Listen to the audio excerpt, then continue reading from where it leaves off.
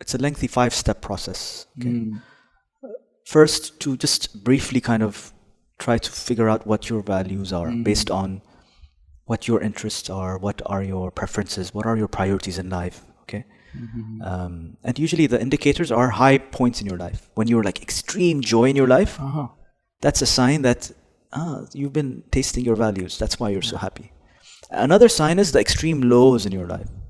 Because when you're very low, that value has been taken away from you. That's why you're so frustrated, so angry, so agitated. Because someone has taken that value away from you. So you reflect on your life and you see what were the high points, what were the low points. What is it that keeps me motivated? What am I searching all the time? Your Google history will tell you a lot about your values. The topic you are searching. What videos are being suggested to you on YouTube will determine your values. Really? Yeah, because helping you. They track your habits, right? And what suggestions on Netflix and all of that. If you're someone who's into documentaries, you'll get more documentary suggestions.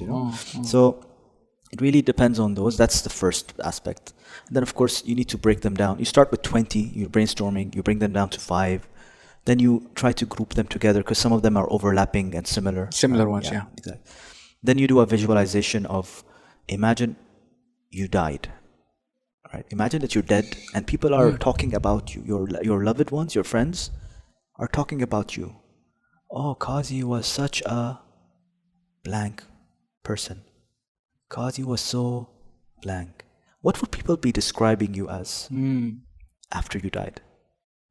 So this is another list that you make, right, of what would be those descriptions that you will be hearing, that you will be satisfied with, right? So it's like a wish list. How would I want to be remembered? Yeah. Right. And then the third visualization is, or it's actually the third exercise, but the second visualization. Imagine one day you're sitting in your room all alone and a brilliant light is coming from the door. And the door slowly opens and you notice that this is an angel sent by Allah subhanahu wa ta'ala in your room. You're freaking out, but you're like, what is this? And then you notice that the angel has a pen and a paper in his hand. Okay. And he tells you that I have been sent by God to write down 5 descriptions of you. And then after this meeting with you, the angel is going to take this piece of paper and present it to God and tell him that Qazi Muhammad is described as these 5 words. What would you want to be written on that paper? Again, it's like a wish list, right?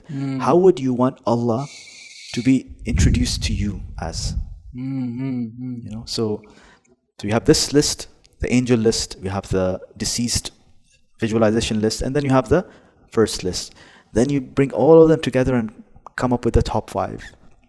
Okay, top 5. And then you'll give them a ranking out of 5 based on how aligned you are with it today. Because remember, these were wish lists, not necessarily something that you're living by today. Okay.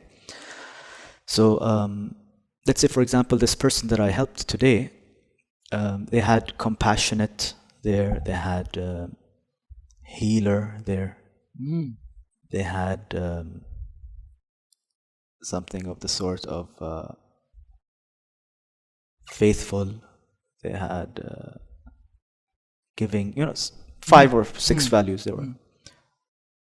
She gave herself a rating out of 5 on all of them, right? Out of 5. 2 out of 5, 3 out of 5, 4 out of 5. Yeah. And then we start the unmasking process.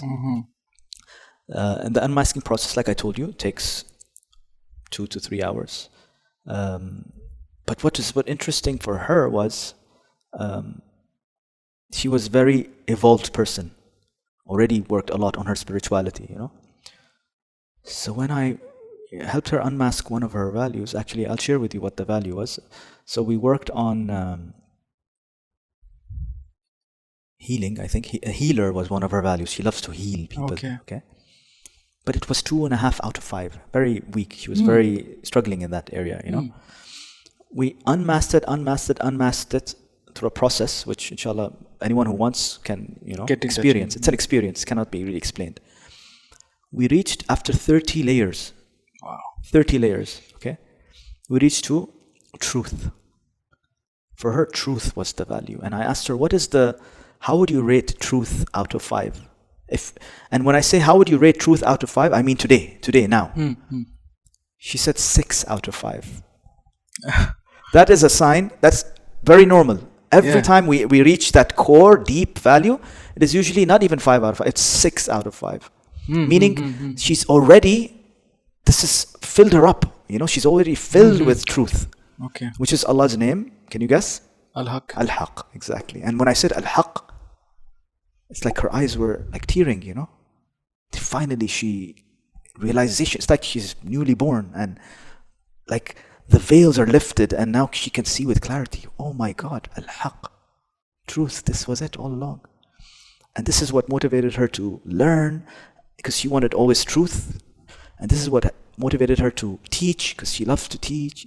And subhanAllah, so it was a huge realization that knocked out 3 or 4 of her supposed values, right? Because haqq was the big one. So that's just an example of how it works. And then, the following process is, okay, now how do we apply this to your life? How do we bring al-haqq to your career? Maybe haqq doesn't apply to a career, something else applies to your career. That's why we have not just one core value, not just one divine name. We usually have a set, like mine, I told you 5 of them, right? Because I want to make sure it covers all the areas of my life. All areas from the moment I wake up to the moment I sleep, I want to be always aligned with my values so that your entire day is spent in bliss.